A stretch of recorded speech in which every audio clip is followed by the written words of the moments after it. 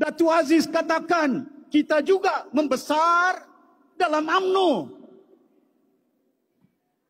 Bukan kita membesar dalam Berjaya. Bukan kita membesar dalam PBS. Bukan kita membesar dalam Star.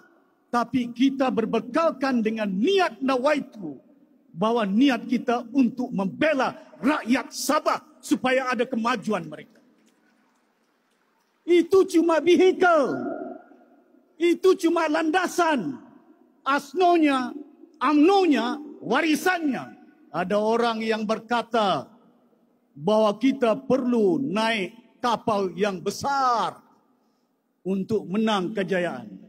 Tidak ada artinya kapalnya besar kalau nafsunya juga besar.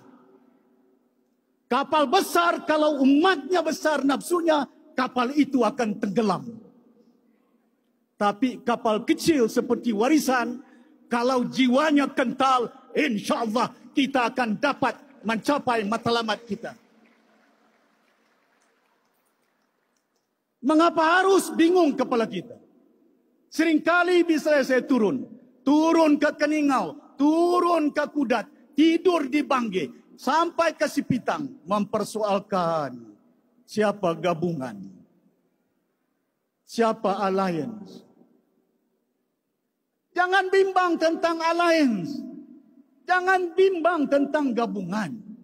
Yang penting rakyat Sabah harus berpadu dan bersatu. Mana mungkin Berjaya boleh perintah 10 tahun. Tidak ada gabungan. Mana mungkin PBS boleh perintah 10 tahun. Tidak ada gabungan. Asno bergabung dengan PBS. Saya masih ada. Allahyarham ayahanda saya Tun Sekaran. Allahyarham anda saya Haji Abdal Maulana. Berjuang, gabung, bersatu. Kita tumbangkan Berjaya.